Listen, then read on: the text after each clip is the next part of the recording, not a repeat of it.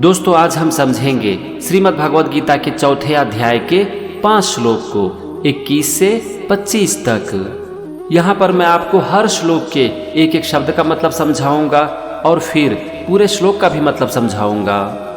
तो चलो सबसे पहले हम समझते हैं श्रीमद् भगवद गीता के चौथे अध्याय का 21वां श्लोक। इस श्लोक में भगवान श्री कृष्ण अर्जुन से कहते हैं, निराशीर यत चित्तात्मा त्यक्त सर्व परिग्रह शारीरम केवलम कर्म कुर्वन्नाप्नोति किल्बिषम।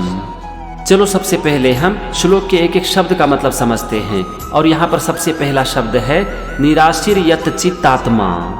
इसमें है 2 शब्द, निराशी और यत चित्तात्मा। निराशी का मतलब होता है आशा रहित पुरुष। यहाँ पर आशा रहित का ये मतलब नहीं है कि उसके जीवन में कोई आशा नहीं है, कोई उम्मीद नहीं है। यहाँ पर ऐसे पुरुष की बात की जा रही है जो कि अपने कर्म को करते हैं बिना फल की इच्छा के। इसके बाद है यत चित्तात्मा, और इसका मतलब होता है जिसने अपने शरीर और अपने मन को पूरी तरह से जीत लिया है। फिर है त्यक्त सर्व परिग्रह, और इसका मतलब होता है कि जिसने अपनी इच्छा, कामना और समस्त भोग और विलास का परित्याग कर दिया है। चलो अब हम चलते हैं दूसरे वाक्य पर, और यहाँ पर शब्द है शारीरम केवलम कर्म। शारीरम का मतलब होता है शरीर संबंधी, केवलम मतलब केवल और कर्म मतलब कर्म। फिर है कुर्वन नापनोति। इसमें है 3 शब्द, कुर्वन नौ आपनोति। कुर्वन का मतलब होता है करता हुआ, नौ मतलब नहीं और आपनोति मतलब प्राप्त करता है। फिर अंतिम शब्द है किल्बिषम, और इसका मतलब होता है पाप को। ये था श्लोक के एक एक शब्द का मतलब। चलो अब हम समझते हैं पूरे श्लोक का मतलब। यहाँ पर भगवान श्री कृष्ण अर्जुन से कहते हैं कि हे अर्जुन, जिसने अपने मन और अपने शरीर को अपने वश में कर लिया हो, जिसने अपनी समस्त इच्छाओं और कामनाओं का परित्याग कर दिया हो, ऐसे आशा रहित पुरुष केवल शरीर संबंधी कर्म करते हुए भी पाप को प्राप्त नहीं करते हैं। चलो मैं आपको थोड़ा इसे आसान करके समझाता हूँ। यहाँ पर भगवान श्री कृष्ण अर्जुन से कहते हैं कि हे अर्जुन, जो लोग अपने मन, अपनी इंद्रियां और अपने शरीर को अपने वश में कर लेते हैं, समस्त इच्छाओं का, कामनाओं का और भोग और विलास का त्याग कर देते हैं, ऐसे लोग कर्म के फल की आशा नहीं रखते। और ये लोग सिर्फ अपने शरीर से संबंधित कार्य को करते हुए भी पाप को प्राप्त नहीं करते।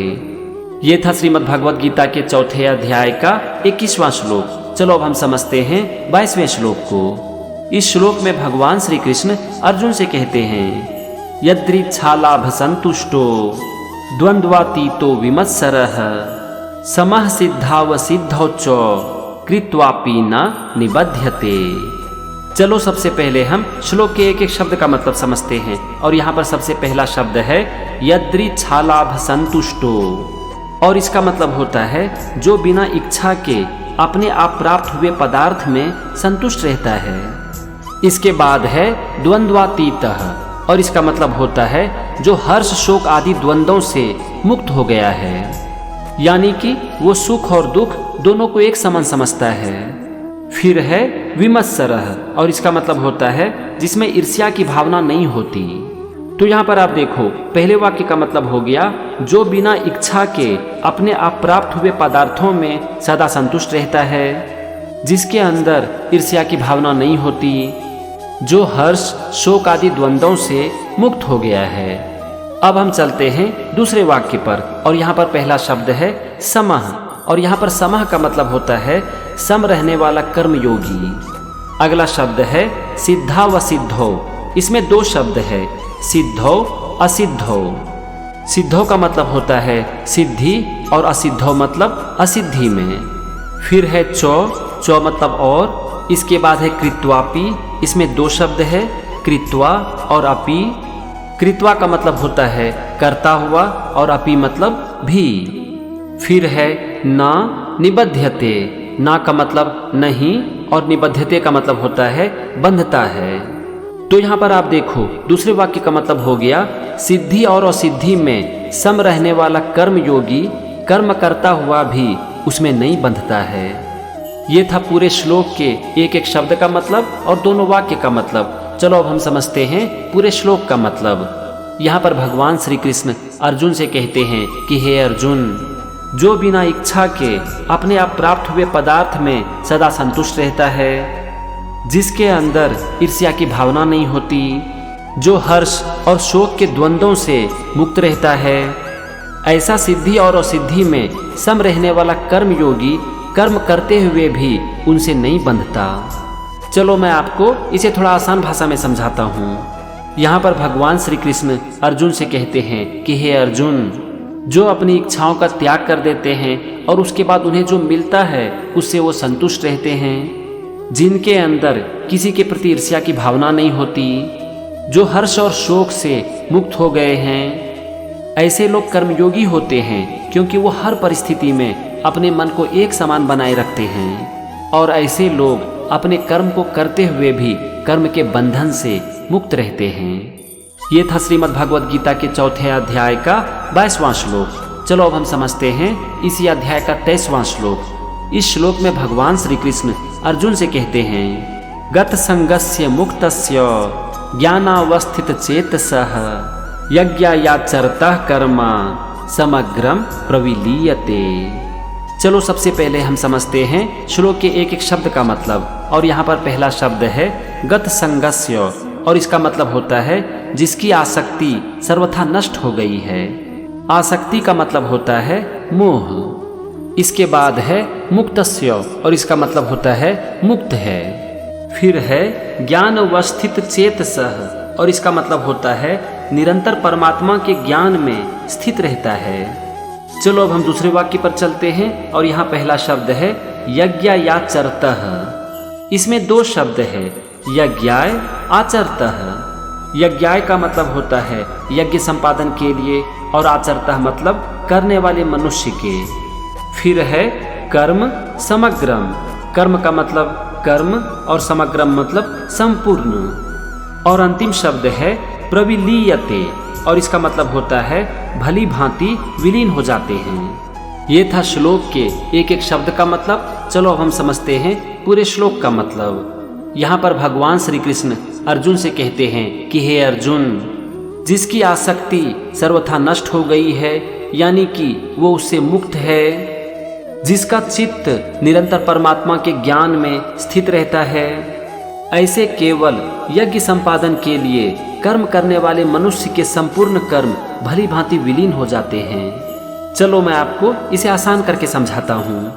यहाँ पर यज्ञ संपादन का मतलब होता है अच्छे कर्म करना और भली भांति विलीन होने का मतलब होता है बंधन से मुक्त होना।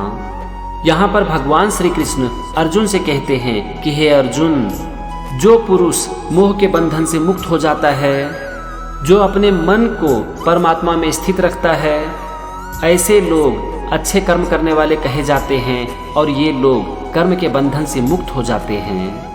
यहाँ पर एक बात को आप याद रखो कि कर्म के बंधन से मुक्त होने का ये मतलब नहीं है कि कर्म को नहीं करना है। इसका मतलब होता है कर्म करते हुए कर्म के फल की इच्छा न रखना। ये था 4 अध्याय का 23वां श्लोक और उसका मतलब। चलो अब हम समझते हैं 24वें श्लोक को। इस श्लोक में भगवान श्री कृष्ण अर्जुन से कहते हैं, ब्रह्मार्पणम ब्रह्म हविः ब्रह्माग्नो ब्रह्मणाहुतम ब्रह्मैव तेन गंतव्यम ब्रह्म कर्म समाधिना। चलो सबसे पहले हम श्लोक के एक एक शब्द का मतलब समझते हैं और यहाँ पर पहला शब्द है ब्रह्मार्पणम। इसमें 2 शब्द है, ब्रह्म और अर्पणम। ब्रह्म का मतलब होता है ब्रह्म और अर्पणम मतलब अर्पण, आहुति। यहाँ पर ब्रह्म का मतलब है परम सत्य। इसके बाद है हविर ब्रह्माग्नो। इसमें 2 शब्द है, हविः और ब्रह्माग्नो। हवि का मतलब होता है हवन में उपयोग की जाने वाली सामग्री और ब्रह्माग्नो का मतलब होता है ब्रह्म रूप अग्नि में। इसके बाद है ब्रह्मणा हुतम। ब्रह्मणा का मतलब होता है ब्रह्म रूप कर्ता के द्वारा और हुतम मतलब आहुति देना। ये था पहले वाक्य का शब्द। चलो अब हम समझते हैं दूसरे वाक्य के शब्दों को और यहाँ पर पहला शब्द है ब्रह्मैव। इसमें 2 शब्द है, ब्रह्म और एव। ब्रह्म का मतलब ब्रह्म यानी कि परम सत्य और एव मतलब ही। इसके बाद है तेन गंतव्यम। तेन का मतलब होता है उस और गंतव्यम मतलब प्राप्त किए जाने योग्य। अब यहाँ पर अंतिम शब्द है ब्रह्म कर्म समाधिना और इसका मतलब होता है ब्रह्म कर्म में स्थित रहने वाले योगी द्वारा। ये था पूरे श्लोक के एक एक शब्द का मतलब। चलो अब हम समझते हैं पूरे श्लोक का मतलब। यहाँ पर भगवान श्री कृष्ण अर्जुन से कहते हैं कि हे अर्जुन, जिस यज्ञ में अर्पण ही ब्रह्म है, हवन किए जाने वाले पदार्थ भी ब्रह्म है, ब्रह्मरूप कर्ता के द्वारा ब्रह्मरूप अग्नि में आहुति देना भी ब्रह्म है, उस ब्रह्म कर्म में स्थित रहने वाले योगी द्वारा प्राप्त किए जाने वाला फल भी ब्रह्म ही है। यहाँ पर भगवान श्री कृष्ण कहते हैं कि जिसे यज्ञ में अर्पित किया जाए वो ब्रह्म है, हवन किए जाने की सामग्री भी ब्रह्म है, जो यज्ञ कर रहा है वो ब्रह्म है, और ब्रह्मरूप अग्नि में आहुति देने का काम भी ब्रह्म है। तो जो योगी उस ब्रह्म कर्म को करते हैं उसे जो फल प्राप्त होता है वो भी ब्रह्म ही होता है। यहाँ पर यज्ञ का मतलब होता है अच्छा कर्म और ब्रह्म मतलब परम सत्य। तो यहाँ पर कहने का मतलब हो गया कि अगर एक पुरुष सत्य का पालन करते हुए सही काम करता है तो काम भी ब्रह्म है, कर्ता भी ब्रह्म है और फल भी ब्रह्म है। मतलब कि काम भी अच्छा है, काम करने वाला भी अच्छा है, और अगर काम करने वाला अच्छा है, काम अच्छा है तो उसका परिणाम भी अच्छा ही होगा। ये था श्रीमद् भगवद गीता के 4थे अध्याय का 24वां श्लोक और उसका मतलब। चलो अब हम समझते हैं 25वें श्लोक को। इस श्लोक में भगवान श्री कृष्ण अर्जुन से कहते हैं दैवमेवा परे यज्ञम योगिनः पर्युपासते ब्रह्माग्ना व परे यज्ञम यज्ञे नैवो पजुवती। ये था 4थे अध्याय का 25वां श्लोक। चलो सबसे पहले हम एक एक शब्द का मतलब समझते हैं। और यहाँ पर पहला शब्द है दैवमेवा परे। इसमें 3 शब्द है, दैवम, एव और परे। दैवम का मतलब होता है देवताओं के पूजन रूप, एव मतलब ही और अपरे मतलब दूसरे। इसके बाद है यज्ञम और यज्ञम का मतलब यज्ञ का। फिर है योगिनः और योगिनः मतलब योगी जन। इसके बाद है पर्युपासते और इसका मतलब होता है भली भांति अनुष्ठान किया करते हैं। तो यहाँ पर आप देखो पहले वाक्य का मतलब हो गया दूसरे योगी जन देवताओं के पूजन रूप यज्ञ का ही भली भांति अनुष्ठान किया करते हैं। यहाँ पर कहने का मतलब हो गया कि कुछ योगी जन ऐसे होते हैं जो कि देवी देवताओं की पूजा करते हैं और उसी को यज्ञ कहते हैं। चलो अब हम चलते हैं दूसरे वाक्य पर। और यहाँ पर पहला शब्द है ब्रह्माग्नाव परे। इसमें 2 शब्द है, ब्रह्माग्नौ और अपरे। ब्रह्माग्नौ मतलब ब्रह्मरूप अग्नि में और अपरे मतलब दूसरे। इसके बाद है यज्ञम और यज्ञम मतलब यज्ञ का। इसके बाद अंतिम शब्द है यज्ञे नैवो पजुवती। इसमें 3 शब्द है, यज्ञेन, एव, उपजुवती। यज्ञेन मतलब यज्ञ के द्वारा, एव मतलब ही और उपजुवती मतलब हवन किया करते हैं। तो यहाँ पर दूसरे वाक्य का मतलब हो गया दूसरे योगी जन ब्रह्मरूप अग्नि में यज्ञ के द्वारा ही यज्ञ का हवन किया करते हैं।